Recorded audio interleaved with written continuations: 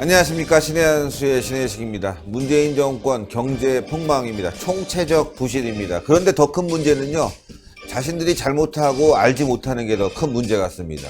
그래서 더 크게 망할 것 같습니다. 그래서 오늘은요, 경제와 관련된 이야기 집중적으로 다뤄보겠습니다. 윤창윤 교수님 모셨습니다. 안녕하십니까. 안녕하십니까. 예. 네, 반갑습니다. 자, 평등의 역습. 예. 예, 공정입니다. 예. 경제 분야. 예, 정치 분야, 사회 분야, 예, 뭐, 그다음에 경제 분야 중에 가장 중요한 경제 분야. 경제 뭐, 예, 예, 교수님께서 여기 집필을 하셨는데, 예, 예. 지금 우리 사회 경제 뭐 다 어렵다는 건 알지만 예. 가장 큰 문제가 뭡니까? 글쎄요, 제가 볼 때 지난 2년 동안 가장 큰 그 문제는 그 예. 노동과 자본의 편가르기를 한 것 같다는 생각이 들어요. 예, 왜냐하면 이제 세계 경제가 돌아가고 그동안 우리 시장 경제가 잘 돌아갔던 것이 노동과 자본이 잘 서로 결합이 돼가지고, 네, 그렇죠. 예, 열심히 노동도 일하고 자본도 역할을 하고, 네, 서로 결합이 돼서 서로 상생을 해야 네. 일자리가 생기고 부가가치가 생기는데, 네. 부쩍 이 정부 와서는 친노동 딱 편가르기 하고 친노동 반자본 이렇게 되다 보니 반자본. 반자본. 예. 그래서 그런 한쪽만 내가 챙긴다. 그런 거죠. 그러다 보니까 말이죠. 반기업 정서. 예, 기업은 우리 거 뺏어가고 있어. 예. 착취하고 있어. 예, 그러니까 기업은 돈을 더 써야 돼. 그렇죠, 라는 부분 때문에 기업들이 이도저도 못하고 말이죠. 그렇죠. 예. 예. 그게 이제 상당히 문제가 될 수 있는 것이 2017년 2월 이 정부 집권 직전인데 그 유시민 전 장관이 경제학 세미나에 왔었어요. 예. 그래가지고 와서 토론자로 참여를 해서 예. 잘 얘기를 했는데 갑자기 그때 한 300여 명의 경제학자들이 모여 있는 거기에서 여러분 경제학자들은 자본의 편에 서 계신 분들이 아니냐 이런 식으로 얘기를 하더라고요. 경제학자는 경제학자들 자본의 편에. 자본의 편에 서 있다. 그래서 저도 그 옆에 토론자로 있었는데 굉장히 놀랐어요, 제가. 예. 아직도 저렇게 생각하시는구나.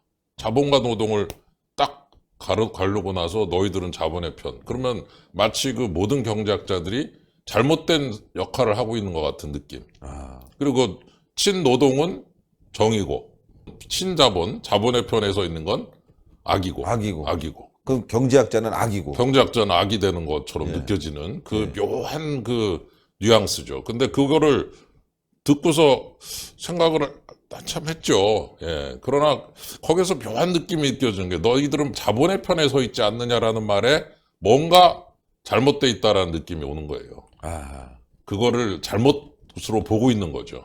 자본의 편은 잘못된 거고 예. 노동의 편은 잘하는 거고. 딱 갈라놓으니 그 다음에 이제 사회자께서 말씀하신 대로 이게 결합이 되질 않고 갈라놓고 나면은 이제 그 다음에 친노동 간다고 52시간 뭐 나오고 최저임금 나오고 근데 그러고 정신 차려 보니까 제일 힘들어진 분들은 일자리 잃고 있더라는 거죠. 예. 그제서야 이게 지금 내가 분명히 친노동인데 어떻게 된 게 제일 어려우신 분들이 자리를 잃고 있냐. 그렇죠. 예. 예, 정신 차려 보니까. 예. 그럼 친노동이 반노동이죠. 반노동이. 반노동이 돼버린 거. 그리고 반자본, 반기업, 반재벌 다 같은 얘기고. 예. 그럼 결국은 경제적으로 이 둘이 결합을 시켜서 친하게 지내게 만들고 서로 좀 이렇게 상생을 하게 만들어줘야 뭐 경제가 잘 될 거 아닙니까? 네네. 그냥 노동만 잘 되고 자본은 배척한다. 그렇게 해가지고서 잘 된 경제가 어디 있습니까? 그러니까요. 예. 예. 예. 기업이 잘 돼야 일자리가 생기고 그렇죠. 돈을 예. 벌어가는데 예. 기업은 무조건 잘 될 거다. 너네 무조건 돈 써라. 근데 기업은 안 될 수도 있지 않습니까? 망해버리면 함께 다 망하는 건데. 그렇죠. 둥지에 새가 있는데 둥지가 사라지면 새가 살 데가 없는 거죠. 예. 그래서 새와 둥지의 관계를 상생으로 봐야지 딱 잘라놓고 새만 위하고 둥지는 내가 반둥지다 그러면 어떡하겠습니까? 그래서 지금 우리 기업과 우리 경제가 지금까지 발전해온 과정이 자본의 축적과 노동의 축적이 일어나면서 결합이 잘 된 거거든요. 네. 좋은 기업 만들어지고, 그렇죠. 예, R&D도 하고, 사람이 다 거기 가서 R&D도 하고, 물건도 만들고, 그러면 또 월급도 더 주고, 예. 그래서 물론 좀 더 주면 좋지만, 좀 어떤 때는 뭐 많이 못 주기도 하지만, 그렇게 해서 또 돈이 쌓이면 또 주주들한테 배당도 주고, 그걸로 기술 개발해서 또 수출도 하고 하면서, 하면서 가다가 보니, 둘 다 잘 돼가지고, 그래도 빈곤을 극복하고 이 정도까지 온 건데 지금에 와서 딱 갈라놓고서 너는 친노동이고 나는 친노동이고 반자본이다 하는 순간 뭔가 이 기업 쪽에서 힘을 잃으면서 이제는 여기다가 투자 못 하겠다. 뭐 탈원전 나오지, 뭐 그다음에 비용 오르지, 세금 오르지, 뭐 에너지 비용 오르지, 뭐 따지는 게 없어요. 다 올라요. 다 오르죠. 다 쌀값 올라요. 오르지 뭐. 다 오르니까 뭐 우리나라에서 이제 기업 못 하겠다고 우리나라 기업들이 작년에 밖에다 투자한 게 60조고 해외 기업들이 우리나라에 투자한 게 20조입니다. 3대 1이네. 3배예요. 3대 1입니다. 그래서 우리나라 전체의 기업 입지 조건 자체가 지금 나빠지고 있다. 그냥 입지 조건이란 말이 아무것도 아닌 것 같지만 저 나라에서 기업 활동을 하는 게 과연 좋은 거냐, 예. 유리하냐. 예. 옛날에 전기료 쌌거든요. 그러면 또 외국 기업이 야 대한민국 전기료 싸니까 한번 들어오자. R&D 수준 좋다. 뭐 예. 법인세도 웬만하다. 이러면서 다 이렇게 점수 다 매겨서 갈만하다 하고 들어오는 거 아니겠습니까? 그렇죠. 예. 근데 우리나라 기업들은 또 우리나라에서 투자하는 것보다 밖에 낫다. 그러면 나가버리는 거 아닙니까? 그렇죠. 예. 예. 그러니까 글로벌 시대에 이제 기업들이 어디다 투자하는 걸 보면 그 나라가 지금 잘 나가느냐 못 나가느냐가 그대로 점수가 나오는 건데 예, 예. 이 점수가 지금 60조는 나가고 20조 들어왔으니 점수가 형편없다. 기업 입지 조건이 나빠지고 있다는 것이 확인이 되는 대목이 아니냐. 예. 이런 생각이 듭니다. 계속 가속화될 것 같습니다. 계속 밖으로 나가는 상황. 예, 지금으로서는 앞으로 또 우리나라가 과연 잘 될 수 있을 거냐라는 것에 대해서 조금 다들 갸우뚱하는 분들도 많이 생기고, 뭐 투자도 뭐 개인적인으로 뭐 어디 뭐 부동산도 뭐 베트남에 투자한다는 그렇죠. 소리도 막 들리고요. 그다음에 기업들은 또 뭐 미리미리 인도나 베트남에 가 있자. 지금 또 미국이 중국보다는 이제 베트남과 인도를 공급의 중요한 기지로 삼겠다는 그렇죠. 어떤 네. 보관을 가지고 움직이는 거를 간파하고 그쪽으로 먼저 가자라는 그런 생각도 하는 분들도 있고 전반적으로 대한민국이 투자할 만한 곳이냐 기업할 만한 곳이냐라는 그런 의미에서 둥지들이 많이 만들어져야 새들이 많이 사는데 둥지들 자체가 안 만들어지면 새는 어디가 사냐 이거죠. 예. 그래서 노동이라는 것도 처음에는 자본하고 서로 사이가 안 좋은 것처럼 보일 수도 있고 그렇지만 그러나 시간 지나 보면 같이 가야 되는 거거든요. 그거를 좀 지도자께서 야 우리 좀 둘이 상생하면서 친하게 좀 잘 지내라. 예. 그런 얘기 좀 해주면 얼마나 좋아요. 그러면 야 좀 이렇게 서로 상생하면서 좀 서로 소통도 하고 이렇게 해서 어려운 것도 있으면 좀 들어주고 또 우리가 너무 힘들다 그러면은 또 어느 정도 인정해주고 또 기업들도 자기도 힘들다 그러면 좀 양보하고. 양보도 좀 하고 예. 이렇게 해서 같이 가는 분위기를 안 만들어 놓지라느니 이게 지금 잘 될 수가 있냐 이라는 생각이 듭니다. 이명박 정권 때 외환위기가 왔는데 예, 예. 이 당시에 서로 돕고 예, 정부는 끌어주고 예, 기업은 협조하고 노동자는 좀 감내하고 해서 위기를 넘겼지 않습니까? 그렇죠. 예. 예. 글로벌 위기라고 예. 이제 봐야 되는데 그 당시에 우리가 그래도 여러 가지로 비판을 하지만 그 당시에 미국하고 사이가 좋아가지고 예. 우리나라 외환보유고가 2,700억까지 갔다가 외국인이 700억 불이 나갔어요. 예. 우리나라 잘못은 아니고 리만 브라더스가 이제 파산을 했기 때문에. 네네. 그러면 700억이 빠지니까 2,000억 남았잖아요. 예. 2,000억 남았는데 요게 좀 모자란 것 같다고 다들 그러는 거예요. 외국에서. 해외 언론도. 예. 물론 뭐 그렇게 모자란 것도 아닌데. 네. 그러니까 그때 MB 정부 때 주요 인사들이 전부 미국에 가서 MB도 뒤에서 지원 사격하고 예. 부시 대통령 사이가 좋았거든요. 예. 예. 그래가지고 그때 미국 중앙은행이 300억 불을 지원을 합니다. 우리한테. 예. 통화 수합이라고 그러죠. 그 형식적으로는 우리나라도 원화를 쓸 수 있게 해줬지만 원화를 어디다 씁니까 미국이? 안 쓰죠. 안 쓰죠. 예. 그거는 형식적인 거고 그게 통화 수합이라는 건데 우리가 미국에서 300억 불 지원을 받았는데 그 당시에 미국이 위기를 당했어요. 자기들이. 위기를 당했는데도 불구하고 대한민국이 힘들어진다고 그러니까 300억 불을 추가로 말하자면 돈을 찍어서 지원을 하는. 예. 그래서 그 돈이 이제 들어오니까 그다음부터 외환시장도 안정되고 위기의 그림자가 싹 가셔서 사실 많은 분들이 위기가 터지고 나서 그거를 극복하는 게 멋있어 보이기 때문에 기억이 좀 가물가물하시지만 사실은 위기가 터지기 전에 미리미리 손을 써서 위기를 막은 거는 잘 기억을 못 해요. 그러니까요. 예, 큰일이 날 뻔하다 예. 안 나면 그냥 뭐 괜찮고라고 넘어가는데 당시에 그 300억 불 통화 수합 같은 거는 정말 그 당시 정부가 미국과의 관계가 좋고 여러 가지가 잘 돼가지고 그런 부분이 우리나라로 들어와 줘서 그게 극복이 된 부분이기 때문에 우리가 과거에 일어났던 일에서부터 교훈을 좀 얻어야 되고 어려운 일이 있을 때는 우리 스스로의 힘만으로 되는 게 아니라 밖에 좀 잘 나가는 나라들하고 좀 친하게 협조하고. 지내고 협조하고 예. 그 나라들 자주자리 뭐 이런 입장에서 보면 그건 뭐 친하고 싶습니까? 그냥 야 너는 너고 나는 나지 그러고 그렇죠. 싶지. 그러나 위기가 터지면 안 그렇더라고요. 예. 97년 때도 일본이 그 사이가 안 좋았잖아요, 그 당시에. 일본 은행들이 우리나라에서 97년 10월에 80억 달러를 빼갑니다. 예. 대출을 회수해 버렸어요. 아. 그게 외환위기의 시작이었다고 보는 분들도 많습니다. 그러니까 그때 YS께서 뭐라고 했는지 다 기억하시지 않습니까? 일본 사람들의 버르장머리를 고쳐주겠다. 고쳐주기는 그냥 망해버렸죠. 그 얘기 했는데, 물론 그 얘기 때문에 그런 일이 있었다. 그거 저는 그렇게 단순하게 보고 싶지는 않지만, 그런 식으로 사이가 안 좋고, 뭐, 묘한 긴장 관계가 있을 때, 민간에서도 우리나라 좀 봐줄 거를 안 봐주고, 그냥 너 힘드니까 다 내놔 하면서 외국 돈이 막 빠져나가기 시작해서 11월 달에 유럽에서 빼가고, 그러면서 11월 말에 우리가 이제 본격적인 외환위기 국면으로 들어간 거니까 예. 그런 것도 이런 것도 좀 보면은 밖에 있는 나라들하고도 좀 우리가 속으로는 조금 좀 마음에 안 들더라도 좀 겉으로는 친한 척도 좀 하고 그렇게 해서 좋은 관계를 유지해야 어려울 때 우리가 그 사람들한테 또는 그 나라들과 상생적 관계를 유지하면서 좀 도움도 받고 하는 건데 지금 보면 우리나라가 굉장한 나라인 줄 알아요.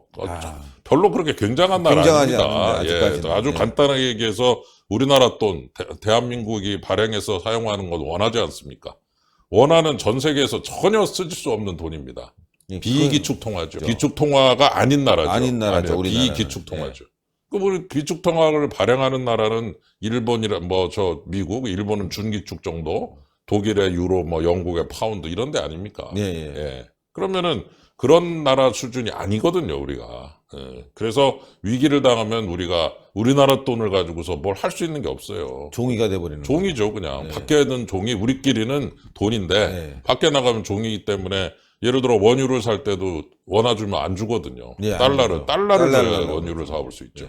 그러면 달러를 평소에 확보하는 기업들 챙겨주고, 달러를 발행하는 미국이라든가 이런 나라들과도 협조적으로 가고, 그런 그 복합적인 네트워크를 만들어서 우리 기업들도 뛰고, 통상 외교도 뛰고, 우리 근로자들도 또 같이 이렇게 협력하고, 이런 그 상생의 네트워크를 만들어야 되는데, 그냥 노동 딱 갈라놓고서 여기만 우리 편이고, 나머지는 그래서 저는 그런 그 모습 속에서 상당히 그 역설적인 모습을 보고 상당히 좀 아쉽다. 뭔가 경제정책을 하는 데 있어서 좀 복합적인 그 복층적인 그런 부분들을 쫙 깔아놓는 그런 부분이 안 되고 뭔가 너무 단편적이고 이념적이다. 이런 생각을 하게 됩니다. 이념적인 것 같습니다. 일본 하면은 반일하자. 그렇죠. 친일파 척결하자 하면서 굉장히 분위기를 정치적으로 끌고 와서 일본과도 사이가 멀어지고. 미국 하면은 반미하자. 우리가 지금 전작권 관련해서 미국이 다 하고 있다. 큰일 나면 미국이 북한 쳐들어가면 우린 뭐 하냐. 이런 식으로 자꾸 반미하고 반일하면서 정말 도움을 받을 사람들에게 도움을 못 받는 그런 상황. 현재로서는 받을 일이 없을 수도 있으나 외교라고 하는 것은 리스크 관리 차원에서 비록 속으로는 어떻지만 겉으로는 좋은 관계를 유지하면서 일단 유사시에 대비할 수 있는 여지도 항상 포석을 깔아놔야 될 거 아니에요. 그렇죠. 이렇게 봐도 하나만 둡니까? 깔아놔야죠, 좀 이렇게. 그런 깔아놓는 맛이 너무 없어서 그냥 눈앞에 보이는 것만 보면서 가고 있는 모습이라서 경제라고 하는 것도 사실 우리나라 혼자서 사는 게 아니라 중국, 미국 있지, 일본 있지, 다 글로벌 네트워크 속에서 우리가 나름의 역할을 하면서 어느 정도까지 왔는데 그 많은 것들에 대해서 상당 부분 우리가 좀 많은 것을 잃어가는 듯한 느낌이라 상당히 안타깝네요. 좀 가슴 아픕니다. 교수님 말씀 들으니까 경제, 안보 이런 것들이 다 이렇게 그려지는 것 같습니다. 다 함께 가는 연결이 거지 돼 있는 면 있습니다. 따로 가는 게 아니다. 그래서 말이죠. 최근에 보니까 대만 문제 생각하면은 대만은 지금 미국과 아주 굉장히 친밀해지고 있고 중국에게 엄청난 압박을 받았지만 미국과 딱 결속하면서 뭔가 안정되는 경제적으로, 사회적으로, 국제적으로 안정되는 분위기고, 대한민국 그렇게 친했는데 갑자기 미국과 사이가 나빠지면서 왠지 불안해지고, 친중도 아닌 것이, 그렇죠. 친미도 아닌 것이, 이상하게 친북으로 가면서 어정쩡한, 예. 누가 봐도 도와주고 싶지 않은 나라로 변해버렸습니다. 그래서 다른 나라들이 우리를 볼 때 좀 제 외절을 아마 그럴 겁니다. 예. 예, 제가 볼 때 좀 왜 방향을 저렇게 잡고 가나.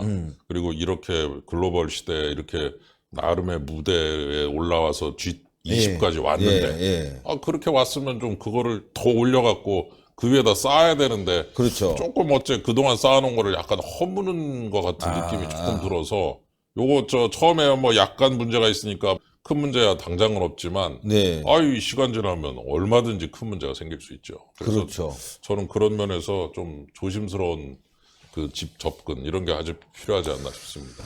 이러다가 말이죠. 대한민국이 그리스처럼 망하는 거 아니냐. 예. 예.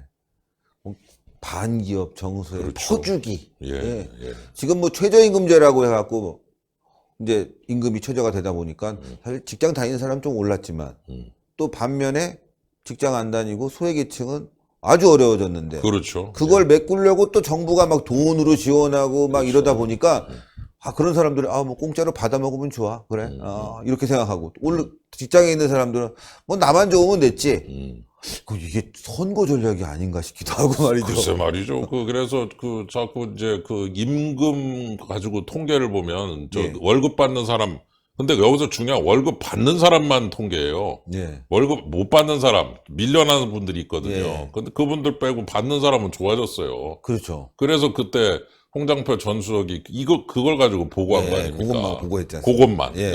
일자리 지킨 사람 것만 따로 해서 보고를 하니까, 당연히 최저임금 올라가면 일자리를 지킨 사람은 좋아졌죠. 예. 그러면은 속으로 좋아할 가능성이 높죠. 그러나 우리가 경제정책을 할 때 일자리 지킨 사람만 보면 어떡합니까?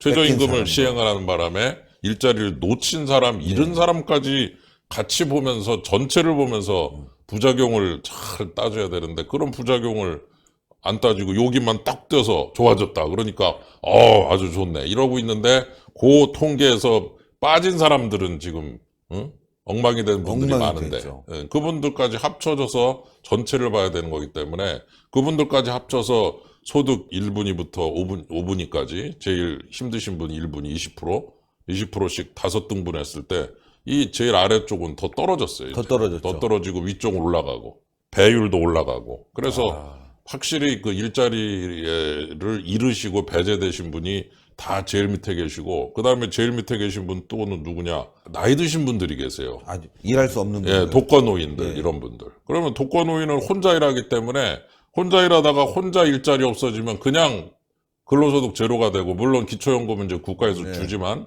그러면 확 떨어지죠. 기초연금 플러스 본인이 일하는 일자리 한 100만 원 조금 이렇게 받는다. 그런 대로 버티는데, 이분이 일자리 없어졌다. 그러면은 그대로 뭐 완전 아래쪽 빈곤층이죠. 그래서 빈곤층이죠. 예, 560만 1인 가구 있는데, 그 중에 보면 20대 뭐 이런 분도 있지만 50대, 60대, 70대가 많아요. 그래서 저는 이제 이런 최저임금이 급격한 인상이 그런 분들을 굉장히 힘들게 만들었던 부분, 여기에 대해서 좀 반성을 할 건 하면서, 친노동이라고 그랬는데 그게 과연 친노동이냐, 이런 부분에 대해서 다시 한번 되돌아봐야 된다, 이런 생각이 듭니다. 예, 진짜 우리 사회가 말이죠.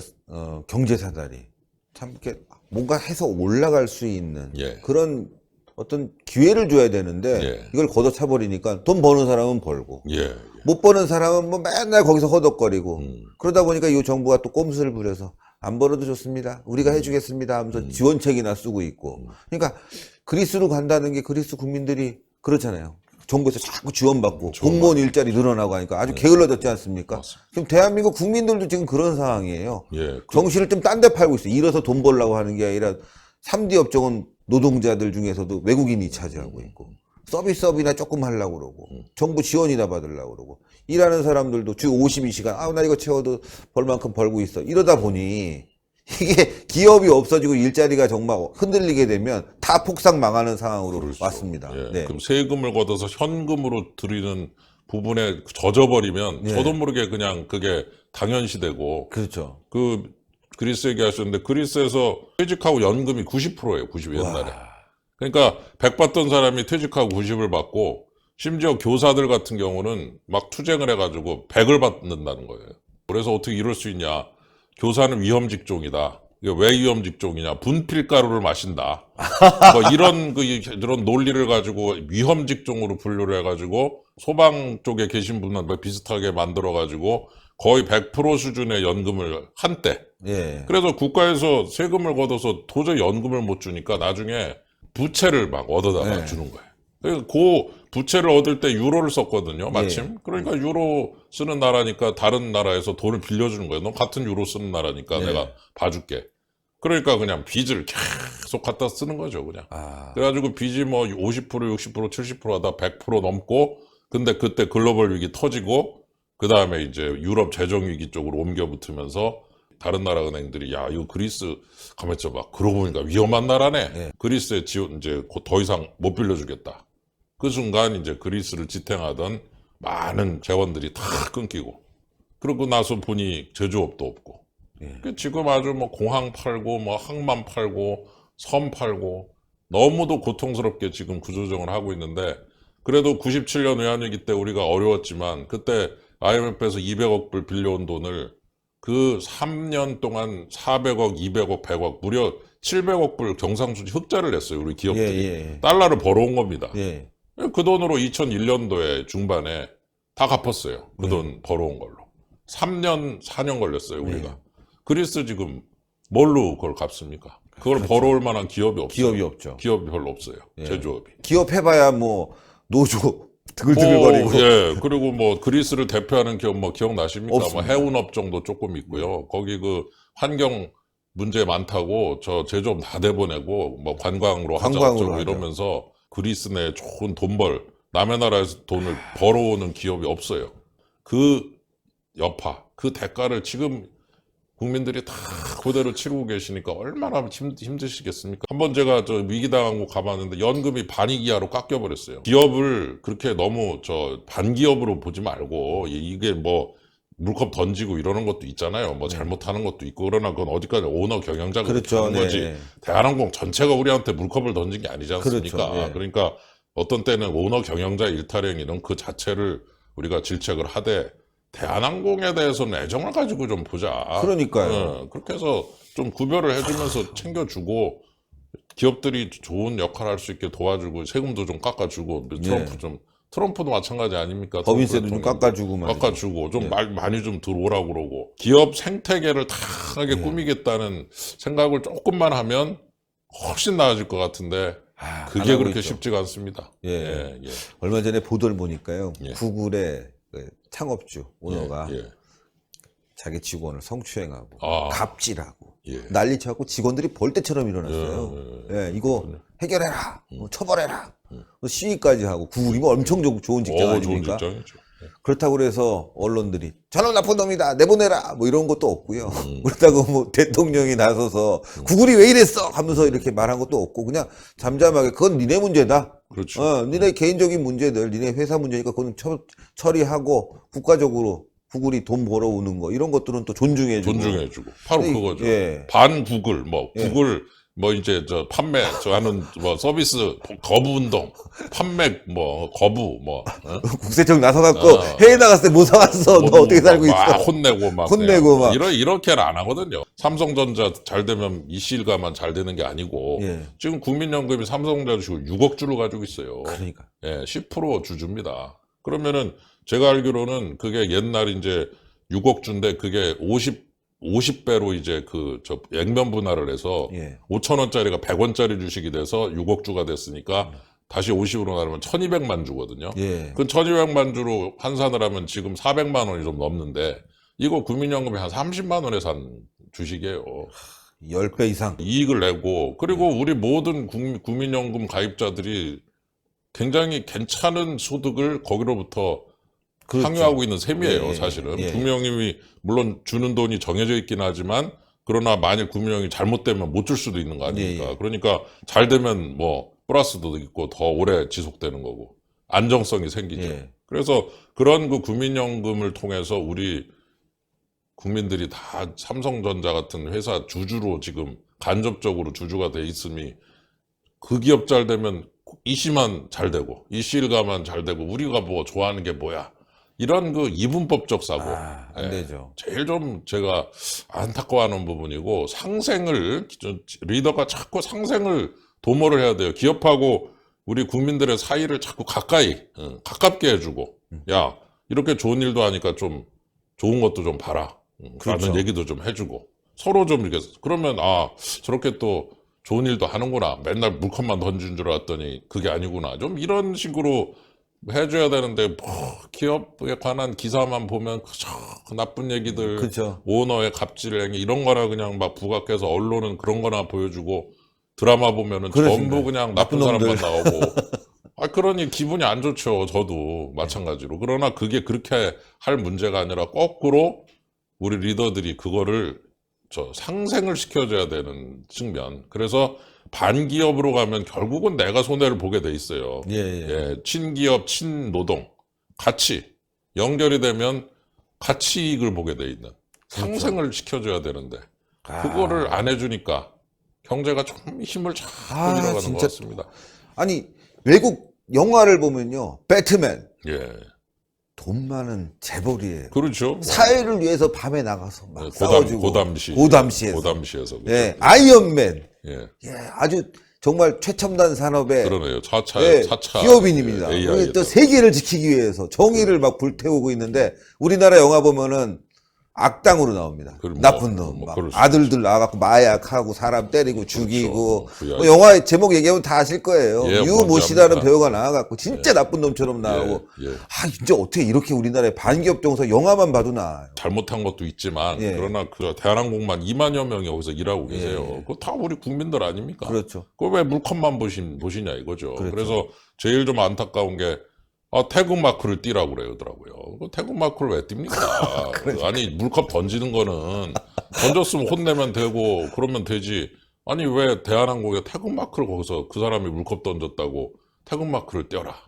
그렇게 해서 그 조직에 대해서 응징을 해야만 이 사람에 대해서 응징이 된다고 생각하는 것 같은데, 그러면 거기서 일하시는 그 2만 명의 임직원들은 그 어떻게 해요? 그러면 돈 못 벌고 힘들어지면 혹시 뭐 태극마크 하나 가지고 왔다 갔다 하지 않을 수도 있지만, 그런 것들이 일반화되면은, 그러면은 조직이 가라앉으면은 거기 여기라는 수많은 우리 직원들, 그 다 우리 아는 분들일 수도 있고 친척일 수도 있고, 그렇죠. 그분들을 생각해서 기업 안에 있는 그 직원들을 생각하자를 해야 되는데, 자꾸 그 기업의 오너 한 사람 두 사람만 보고 자꾸 모든 기업에 대한 모든 거를 다 단죄를 하는 이런 분위기, 이런 것들이 나중에 가면 처음에는 시원한데 나중에 하면 우리 스스로의 발목을 잡을 가능성이 있다. 그러니까요. 그러면서 우리가 기업이라는 존재가 좀 마음에 안 들고 그러더라도, 그러나 그것이 반기업, 반재벌로 가는 게 나중에 가서